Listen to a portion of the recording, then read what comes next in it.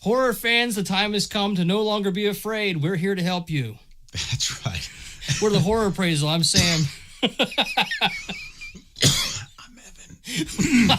What kind of show we got today? Well, buddy, we have been doing this series of videos for top 5 horror movies for every year in the 1980s because you and I grew up in the 80s. We have such a passionate flair for, especially everything horror at that time. So we have reached finally 1987. Yeah. So we're doing the top 5 films of 1987, and it was a good year. Well, every year, we say that all the time. Every year was a great year for horror. I think when we were in the early 80s, we were scared of what we would come across in the late 80s. But well, just like fashion and cultural things and everything else, a lot of 70s bled over into early 80s stuff. So it did, but you can see the mark around 84. Things started to change a whole lot, and the 80s became the 80s. Mm-hmm. Yeah, with checkered pants and whatnot, and slap bracelets and what have you. Slap bracelets. Yeah. Anyway, let's just go ahead and jump right on in. And of course, we're going to do an honorable mention. That's pretty much been our formula. There's so many great things out there, so we like to give you guys our personal top 5, but we like to throw in an honorable mention too. So, Sam, what's our honorable mention for 1987? Honorable mention for 1987 brought back a character from horror history that some people were afraid had disappeared. I didn't know that. Was just afraid because there wasn't necessarily going to be another film in the series? Well, the film is Nightmare on Elm Street 3. Mm-hmm. And I think some people were afraid. I was afraid of Nightmare on Elm Street 3. I think some people were afraid that with, Mark Patton in the second one, that they were going to have a different person every time, that they were going to have a different kind of heroine every time. People liked their female lead, and That's true. Heather Langenkamp came back with Wes Craven writing. Yeah, Wes Craven. Craven. Wes Craven. Maui. Yeah, co-wrote NOES 3, and of course, he brought back his starlet Heather Langenkamp in the role of. Oh my God! In the role of. What? Why did I forget her name? Nancy? Thank you. Why did I forget Nancy's name? That's weird. This one was directed by Chuck Russell, and yeah, it has a definitively lighter flair than the other two, the preceding movies. It does. This is really a movie where they took Freddy a lot out of the darkness, so to speak, and this was the first film where he became more of the jokey, the jester of your dreams, the dark jester of sin. And, he's got a lot of punchlines in this and everything else. Probably one of my favorite things from a horror movie is Welcome to Primetime, Bitch. I think people kind of associate that line with Freddy more than any other line, really. Oh, yeah, absolutely. And this is the film that gave it to us. What makes Nightmare on Elm Street 3 kind of interesting, too, and I suppose it makes it accessible, because they really did create this almost seemingly unstoppable force with Freddy Krueger. So they get these whiny kids together. God, and some of those kids, I could do without. Yeah, but they get these whiny kids together, and they kind of make a ragtag X-Men team of. Are the Dream Warriors. Yeah, that was a great song. But of course, it's kind of interesting to see how they all, in their dreams, they all have a strength they can use against Freddy. But it is cool to see Freddy still mow a lot of people down. Well, you've got a junkie. Mm-hmm. Well, you're in a psych hospital for kids that are having nightmares, and their parents don't think that they're in any danger, but they are. But you have a junkie who, in her dreams, she's beautiful and bad, and she's got little switchblades. I'm bad. You've got a little geeky, paralyzed kid who, in his dreams, I am the wizard master. Why would you be? Let me ask you a question. If you were a great wizard, why would you have to say you're the wizard master? He's the master of all wizards. That's stupid. Yeah. And that's like a grandmaster in Taekwondo has a master below him. It's nothing like that. It's nothing like that. But continue. You've got Kincaid, which is... He's strong. He's big loudmouth jerk, too. I don't even want to talk about these kids. It's fine. Nightmare on Elm Street 3. You know the movie. Mention, yeah, just classic film. Good entry in the franchise. We got to see Freddy really kind of, change gears on us a little bit. Freddy kept evolving every film. and really, like I said, Nightmare 3 really is that Freddy is the one that everyone budget thinks. too. It did, didn't it? They tried to do a lot of effects that they avoided blood, but they did some big effects. Well, it's weird that you say they avoided blood, because the one thing that I always remember from Nightmare on Elm Street 3 is the scene where, like, he makes the marionette out of the kid's tendons. Right, that's kind of gross. Oh man, that is so. It's gross and painful. Killer, yeah. But like to me, that's like really, really gory. It is, but at the same time, it just comes across. It's not scary. Nightmare on Elm Street 3 had never scared me. Really? And the soundtrack just. I do not agree with you on that. When I was a little kid, I remember going to Columbus and visiting my aunt and uncle, and my cousin, my older cousin. He had one of his friends over, and they watched Nightmare on Elm Street 3, and I got to kind of watch it with him. And like I remember the scene where like John Saxon is fighting Freddy Krueger's skeleton. Exactly. I thought that was scary. Well, yeah, it was scary for a small child, but compare it to Tina's death scene. The first Nightmare on Elm Street is still frightening. True. The second Nightmare on Elm Street is still frightening. Yeah. Nightmare on Elm Street 3. Yeah. What's number 5? Yeah, we're done talking about the honorable mention. Number 5 is a nice little. It's an awesome discovery. Yeah, it really was. Like we only saw this movie like maybe 3 or 4 years ago. It's a kind of a cheesy slasher film, and it's called Blood Diner. Yeah, when we go to Scarefest, we explore and we buy movies that are there that are not always available on DVD, and people do copies from VHS. Yeah, this was a VHS rip to a DVD, and man, it was just really surprising because like it was pretty campy, it was pretty cheesy. Reminds me of Blood Feast 2. Yeah, it does actually. It reminds me too.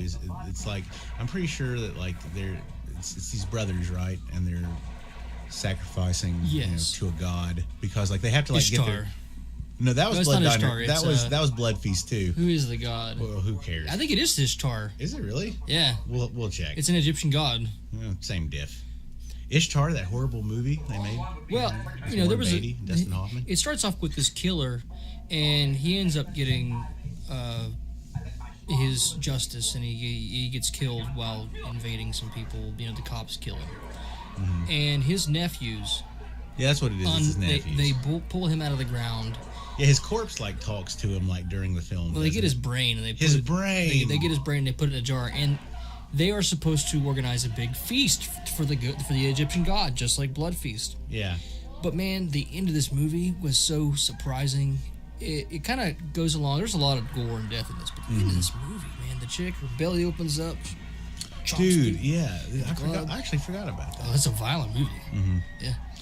Blood Diner is just one of those things that's always really cool. Like as you get older, to like, I will say it's nice to know that there's some stones that you've not overturned yet.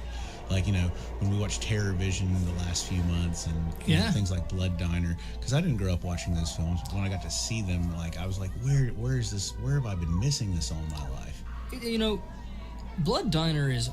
It's hard to put at number 5. Any other year, Blood Diner would have probably been higher. But I mean, there's so many great movies on this list. And it's just the whole thing about preparing like a feast, like a cannibalistic like feast. It's so unnerving to me. And it's comedic too, because they say that you need like the boobs of a bimbo in the ingredients or something. A veritable bevy of Epicurean delights. Okay, number 4. Number 4 is my favorite Peter Jackson film, and that is Bad Taste.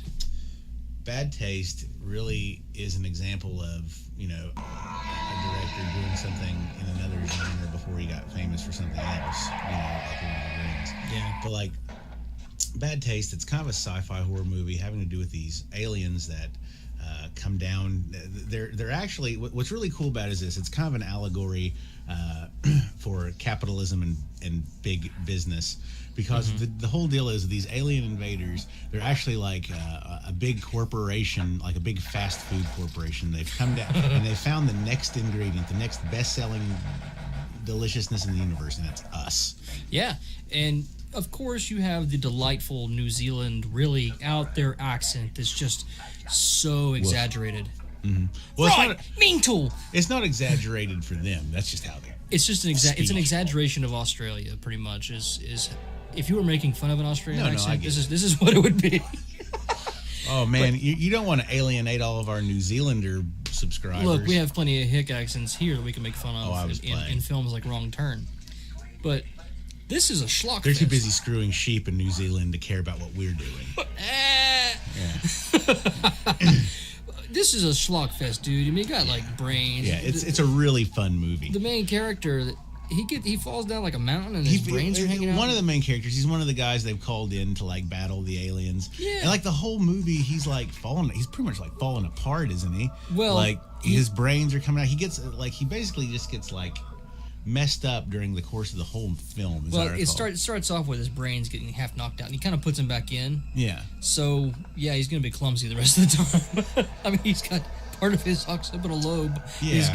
But this movie is so gross. Like, this is a really gross movie. These aliens regurgitate like green vomit, and then like they pass it around and drink it. Bah! They're burping while they're doing it. It's just a nasty scene. I'm thinking of it because there's this stuff that this lady used to make at our church. I can't remember what it was, but like it was like some kind of dessert dish. And it was like that like mint jelly with like marshmallows in it. No, that's what it freaking looks like. And all right, number 3, man. Wait. I want to say one more thing. Okay. About bad taste. I love the scene at the end where the house is the ship and it's taking off. And it's so cool because, like, the grass and everything, they roll it up like it's carpet, and it goes into the ship. It's really cheesy, but, like, I love that little touch to that movie, man. It's a great movie. Yeah. So, number 3, we've got... Number 3 is titularly a sequel. However, it's really kind of a remake, and that is Evil Dead 2, Dead by Dawn, written and directed by Sam Raimi. Well, I think...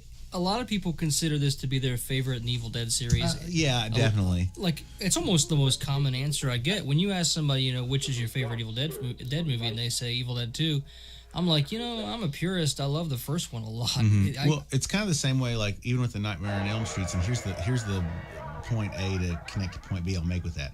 We just said that in Nightmare on Elm Street 3, that's really where Freddy kind of comes into his own, like the Freddy we know, like the dark jester, kind of like here. Well, in Evil Dead 2, it's kind of the same thing actually with the character of Ash. Like, this is the he gets his sense of humor. He gets his sense of humor. The movie is more humorous on a whole, of course, than the first one. But this is also when Ash gets all his great lines and becoves like totally BA. Well, he gets the chainsaw for a hand, dude. Yeah, I mean, but like this is where Groovy comes from, and just all of his lines from the film. All of his very popular lines. Well, other than of course Armored. He had worked out, and so, before this movie, he had worked out a little bit. He got a little bit more fit, and he looks like he does. I mean, he looks like he's an ass kicker. Bruce Campbell really does look like a hero in this film. Yeah, he's got the big chin. He's got the suave hair. It's not like in the first movie where he's just kind of a geek. Yeah, a geek sipping on moonshine. Yeah, he kind of is actually. They never call him Ashley, do they? In the Evil Dead 2, I know they call him Ashley in the first one. They might. Well, I think that's actually his name. I mean, there are guys named Ashley and Beverly. And for some reason, Lynn. Evil Dead 2 makes itself a little. It seems less violent and less evil than the first one. The first one is just really... It's because it is more comic. To me, Evil Dead 2, just like what you're saying, there's so much just kind of humor in it that it doesn't slapstick. Yeah, slapstick. That's the better word for it. That's what they call it usually. Yeah, and that does detract from the pure horror of it. But honestly, if Sam Raimi felt like had accomplished that with the first one, and then the second one he wanted to get a little bit more silly with it, I'm okay with it. It's kind of cool having two versions of the same movie essentially. Yeah, because that's what it is. A lot of people, that's confusing for some people. Technically, it's just a remake. But got some really cool effects. Some really funny stuff. I have to say, this movie has a really cool vortex thing in it.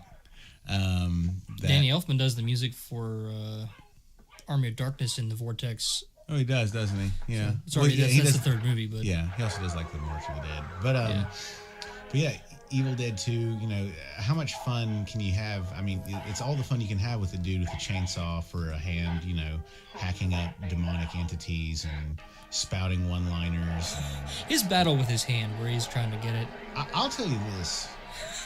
That was great physical acting. Like people, he flips himself over with that evil hand. You know, a lot of people. There's some really good like people who have a lot of body intelligence and they're good like acting with their bodies. Like, you know, a lot of people talk about Jim Carrey and stuff like that, and that's true. But Bruce Campbell in the hand attack scene in Evil Dead 2. Man, I don't think smashing plates over his head. I don't think it gets any better than that. It doesn't. It really he doesn't get enough credit. There is one scene that I definitely want to talk about this movie that scared me senseless when I was a kid. Okay. Yeah, I probably know which one. It's when he's in the cellar and the corpse of Henrietta comes out of the ground, and it's when she's actually walking up the steps to him, and like she like looks up at him. That was really scary to me. Someone's in my fruit cellar. Someone with a fresh soul. But like, it's just the way she. It's not even what she says. It's just the way she looks. It was really scary. That's another thing of like great effects. There's like this big like rubber suit, right? That Ted Raimi was wearing. Yeah, he said he would like pour sweat out of it. Yeah, that had to have been nasty looking, but. Evil Dead 2 is just one of those classic greats of all time. Sam Raimi, Sam Raimi's gotten back to his horror roots a little bit. Yeah, it's just more mild than what he used to do. Yeah, I mean, don't get me wrong, good on him, you know, but I want to see a Sam Raimi, you know, return to. I want to see. I mean, he doesn't even have to do another Evil Dead film, which don't get me wrong, that'd be awesome. He does a good slasher. I just want to see, something new from him too. Yeah. But you're seeing a slasher revolution right now with some really good stuff. Anyway, number 2.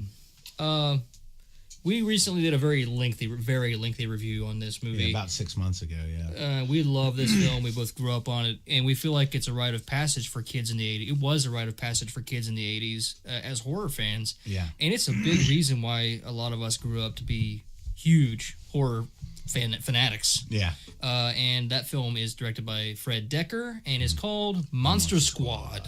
Yeah, and you know, it's trying to fill this a little bit. It's hard to really say more than we've already said about the Monster Squad. Like I said, it's our favorite Dracula. It's our favorite Dracula. We love. It's an amazing Tom Noonan performance as Frankenstein. Yeah, you know, I love the ambiance of the picture. You know, very Hammer vibe. The Wolfman was in Terror Vision. He's awesome. Yes, he was. And he was in Fright Night 2 as the hairy-legged vampire wolf thing. Yeah. You know, Monster Squad is one of those films, too, that I think it ages very well. As far as, like, well, it's the 80s, guys, so let's all get together to stop a common problem. And let's have a montage, too, while we do it. Yeah. Get ready. But... like I said, Monster Squad is just one of those such delightful films, and like I can't believe that Monster Squad didn't do better. Like it was kind of a bomb in the theater. It had a huge cult following, and that's why it came out. And this came out the year. Did this come out the year after Fred Decker directed Night of the Creeps? Yeah, we had Night of the Creeps in 1986. Yeah, yeah. We just did when we did our 86. That was Night of the Creeps, and so Fred Decker in 86 gave us Night of the Creeps, and this in 87 he gave us Monster Squad, which is really just one of my favorite movies of all time. I think monsters, you know, the creature from Black Lagoon, that guy Gilman, he is awesome. Stan Winston did that. We're actually going to do a video for you guys really soon, and it's going to be top 10 movies to watch on Halloween. And honestly, I don't see how Monster Squad's not going to be in like. It has to be there. Yeah. Oh, it will be. I mean, it's a fun movie, but it's also, you know, for a kid, even for at early adolescent, it's an adult film. Mm-hmm. I mean, you think about a kid movie, and the most common thing compared to it is Goonies. Except this is also rated PG-13, right? Well, the Goonies never had to fight the forces of the undead. Yeah, they fought that granny. Yeah. The stupid, and they teamed up with a sloth man. Come on. He wasn't a sloth, man. His name was. Come on, be nice. His name was Sloth. Yeah.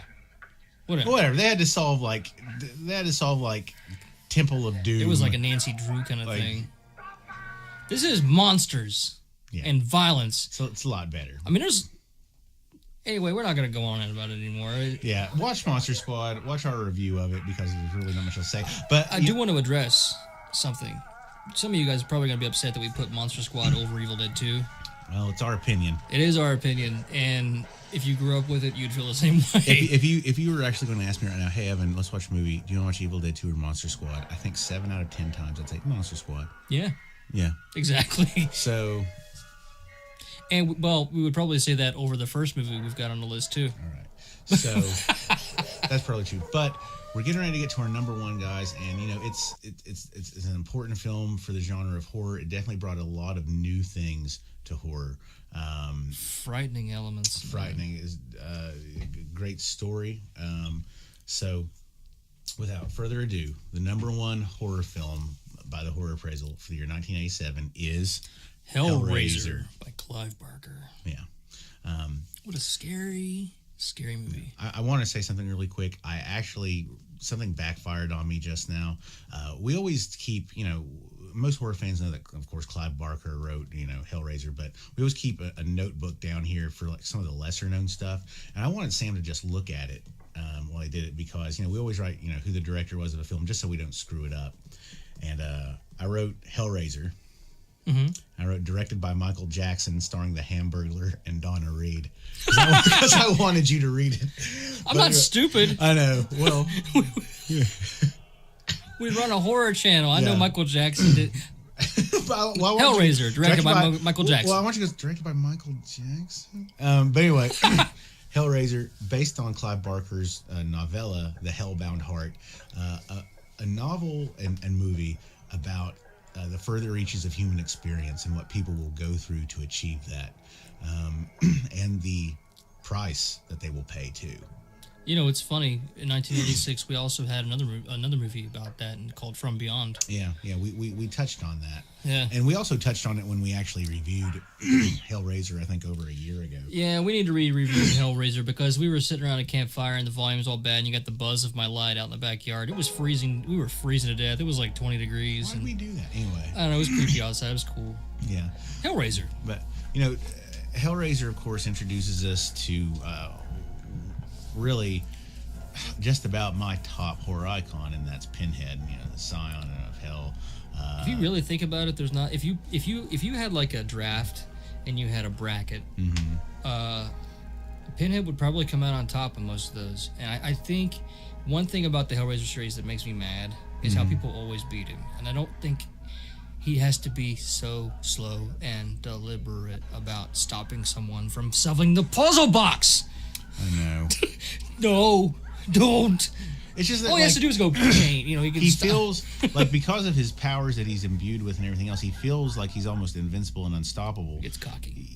I don't even know if he gets cocky. It seems weird. I think. Well, okay, fine. We'll call it cocky because without doing faster action, it's through inaction. I feel that he gets defeated most of the time. Yeah, he could totally kill anyone that approaches him. Yeah, but he doesn't. I think by the third film they kind of try to do their best to rectify that a little bit. Yeah, but people can't really. But speaking about the first Hellraiser, I mean it's certainly such a creepy movie. It's the best. Hellraiser, the first Hellraiser, is absolutely the best of the franchise. There's a few films that make me ill to watch. Hellraiser's one of them. It is. Texas Chainsaw Massacre, Hellraiser. Which specific scene? It's just the general grinding of the film. It grinds on your nerves. It really does. It's the stench of the house. It literally is a house sitting on top of the gate of hell, and it's the rotten food, the spoilage of the air in the house. It just has to be. Yeah, but nasty. the film really does touch on so many.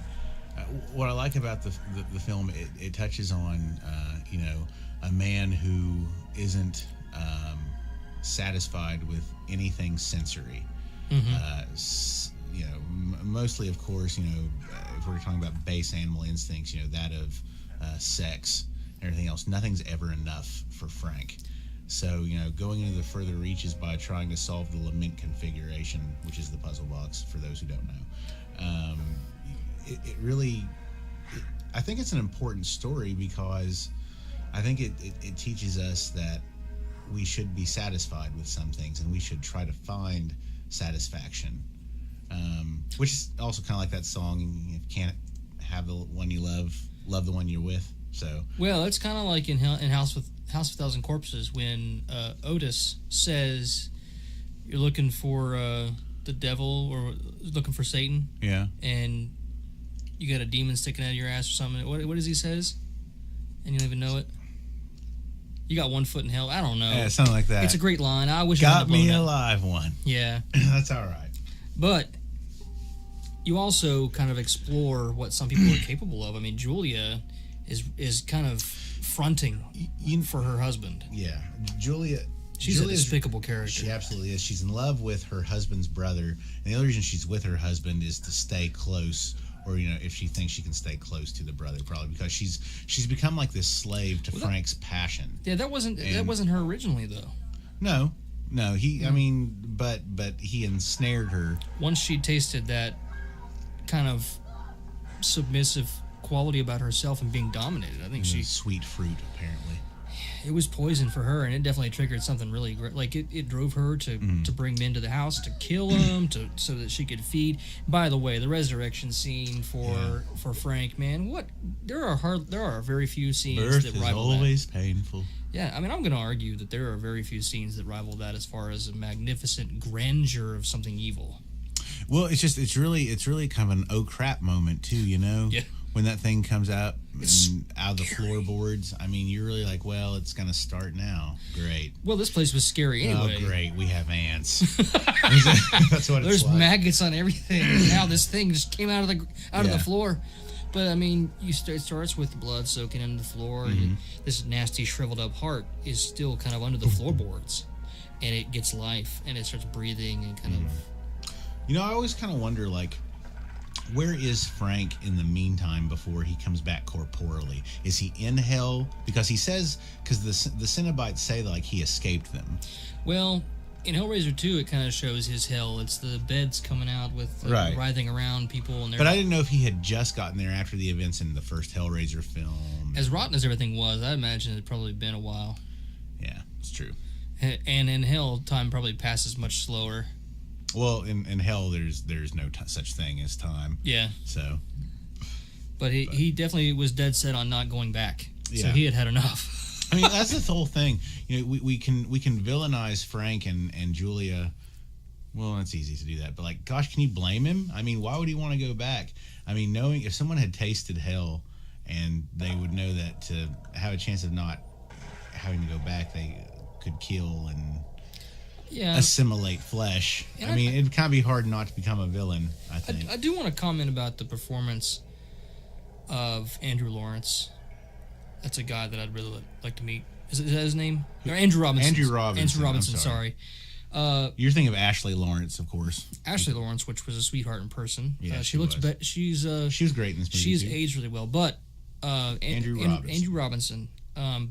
Also the villain in Dirty Harry. Yeah, he's also in Cobra. Yeah, with Sly. I honestly believe, I've ever since I saw Cobra as a kid, I thought this guy is just a weasel. But when I see him kind of take on the Frank persona, I'm like, man, this guy has range. Okay, he does. And there's only one other thing. I know that I kind of fill this role for us. Andrew Robinson is a great character actor, right? And there's a character on Star Trek Deep Space Nine. His name is Garrick, and he's the Cardassian Taylor on Deep Space Nine, and he's played by Andrew Robinson, and he's totally BA. Like, he's awesome. Like, he's the guy you don't mess with. He can kill you 3 times before you hit the ground. Yeah. And I don't know, just Andrew Robinson has had I think kind of a cool little career. It'd be cool to meet him one day. It would. Quick question about Hellraiser. Okay. I've been waiting, actually, since we did 1980. I've been waiting. I was going to ask this question. I've been planning on it for like the last year or whatever, however long it's been since we did the first video. Okay. Do you think Hellraiser is the scariest film of all time? Well, it depends on what I'm thinking when you ask me. I mean, Hellraiser... Your initial reaction, has this film scared you? Has a film scared you more than Hellraiser?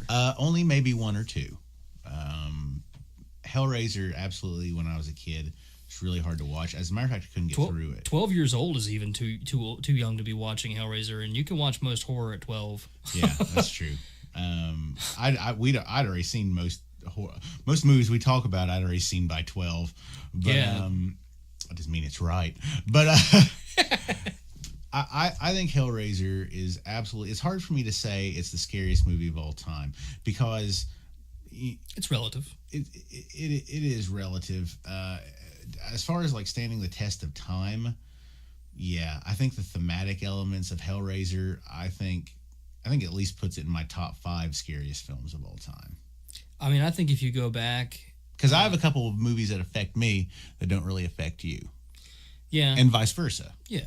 So I can see that. I think with Hellraiser, it's just the build up. I mean, you got the perfect soundtrack from Christopher Young. Young, yeah. That dude knows how to make something scary. Okay, he did it in 1985 with Nightmare on Elm Street 2. Freddy's in this Hellraiser, he has that clanging bomb.